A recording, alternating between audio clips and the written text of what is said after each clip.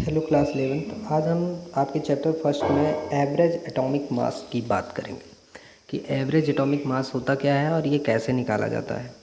Normally आप लोग atomic mass तो पढ़ते ही हैं, बट एवरेज एटॉमिक मास क्या है इसके बारे में हम लोग जानेंगे आज। तो चलिए स्टार्ट करते हैं। बच्चों, एवरेज एटॉमिक मास का मतलब ये हो गया कि जो आपका एटॉमिक मास होता है, ठीक है, एटॉमिक मास जो आपका है, इसमें अगर हम लोग ये देखें कि आप नॉर्मली ये जानते ही हैं कि एटॉमिक मास क्या होता है, लेकिन एवरेज एटॉमिक मास क्या होता है उसको जानने से पहले हम लोग समझते हैं कि आइसोटॉप्स क्या होते हैं। ठीक है, तो आइसोटॉप्स क्या होते हैं। आइसोटॉप्स में क्या होता है, आइटमिक नंबर सेम होता है। ठीक है, किसी भी आइटम का आइटमिक नंबर सेम होगा, लेकिन लेकिन जो आइटमिक मास है वो डिफरेंट होगा। ठीक है, वो क्या होगा, डिफरेंट होगा।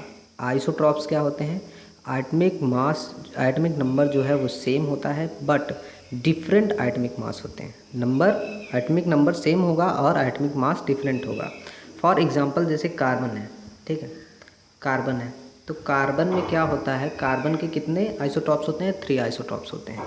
एक कार्बन 12, कार्बन 13, कार्बन 14, ये इसके आइसोटॉप्स हो गए। अब बच्चों यहाँ पे प्रॉब्लम आ गई, हमको ज़रूरत क्यों पड़ी एवरेज एटॉमिक मास निकालने की। वैसे तो एटॉमिक मास हम लोग पढ़ ही रहे थे, बस एवरेज एटॉमिक मास निकालने की हमको ज़रूरत क्या पड़ी।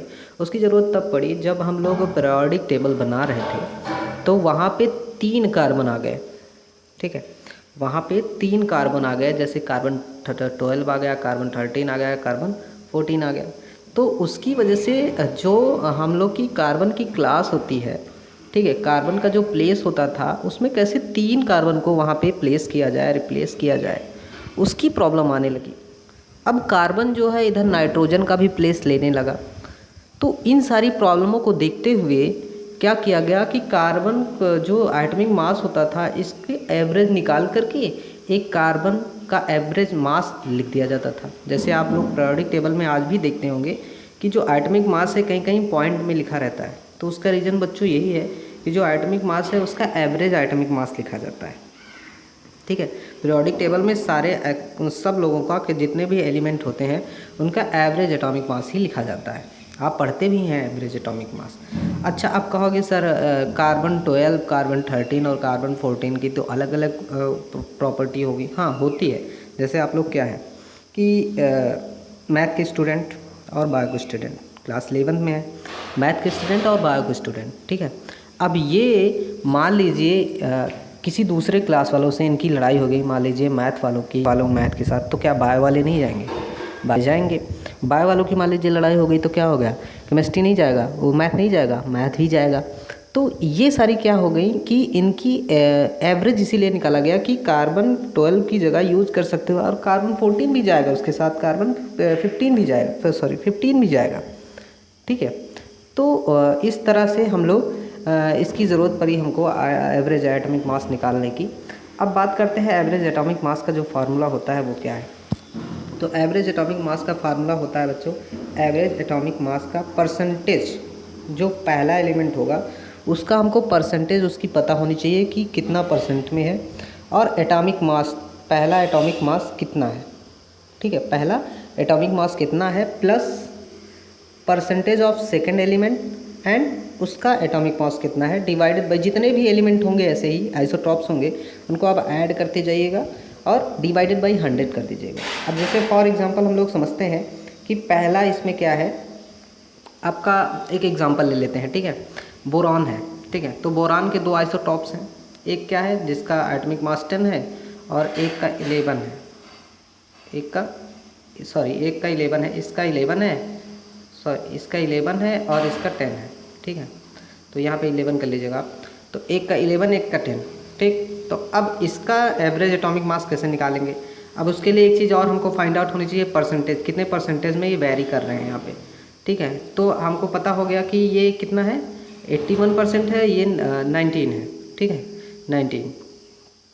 तो अब इसको हम लोग क्या करेंगे, इसका परसेंटेज मल्टीप्लाई इसका एटॉमिक मास प्लस इसका परसेंटेज और प्लस इसका एटॉमिक मास डिवाइडेड बाई 100। इसको सॉल्व कर लेंगे तो आएगा कितना, 1081 डिवाइडेड बाई 100।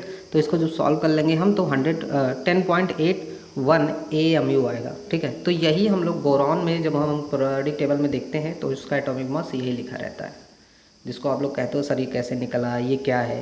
तो बच्चों ये एवरेज एटॉमिक मास होता है। ठीक है, अब हम बात करते हैं दूसरे स्लाइड पे चलते हैं कि दूसरी स्लाइड में क्या है। दूसरी स्लाइड में बच्चों दिया गया है कि मॉलिक्यूलर मास। मॉलिक्यूलर मास क्या होता है, तो इसमें दिया गया है कि molecular mass of sum of mass of all the items present in a molecules. ठीक है, जितने भी एटम्स होते हैं उनके मास को क्या करो आप सम कर दो। जितने भी मॉलिक्यूलर में आइटम्स हुए हैं उनके मास को आप सम कर दो इजीली, तो वो आपका मॉलिक्यूलर मास हो जाएगा। जैसे आप ग्लूकोज को दे रहे हो, उससे कार्बन 6, हाइड्रोजन 12 और ऑक्सीजन 6, एक ग्लूकोज है। तो ग्लूकोज को आप लोग कैसे फाइंड आउट करोगे ग्लूकोज का एटॉमिक मास, तो क्या करोगे, कार्बन का एटॉमिक मास कितना होता है 12 AMU होता है। ठीक है, जिसको आप लोग शॉर्ट फॉर्म में AMU को यूनिफाइड भी कहते हैं, यूनिफाइड। अब इंटू 6 कर दोगे क्योंकि 6 आइटम्स हैं इसके, इंटू वैसे ही हाइड्रोजन को प्लस करके मल्टीप्लाई कर दोगे, वैसे ही ऑक्सीजन को मल्टीप्लाई कर दोगे। जब इनको सॉल्व कर लोगे तो आपका 180 AMU आंसर आएगा। तो ये आपका हो जाएगा मॉलिक्यूलर मास। अब बात करते हैं हम लोग फार्मूला मास की। तो फार्मूला मास बच्चों एक इम्पॉर्टेंट फैक्टर के नज़र में भी आता है, क्योंकि ये दो ही चीज़ों में होता है, एक सॉलिड एक आयनिक मॉलिक्यूल्स में ही ये काउंट किया जाता है मॉलिक्यूलर मास। ठीक है, सॉरी फार्मूला मास। तो फार्मूला मास क्या होता है, जो मॉलिक्यूलर मास होता है वही क्या होता है फार्मूला मास होता है, बट ये केवल सॉलिड और आयन के लिए यूज़ होते हैं। ठीक है, सॉलिड और आयन के लिए यूज होंगे। जैसे हम लोग सोडियम क्लोराइड का फार्मूला मास अगर निकालें तो सोडियम का कितना होता है 23 AMU होता है, और क्लोरीन का कितना होता है 35.5 AMU। अब इसको हम लोग ऐड कर लेंगे तो हमको मिल जाएगा क्या फार्मूला मास।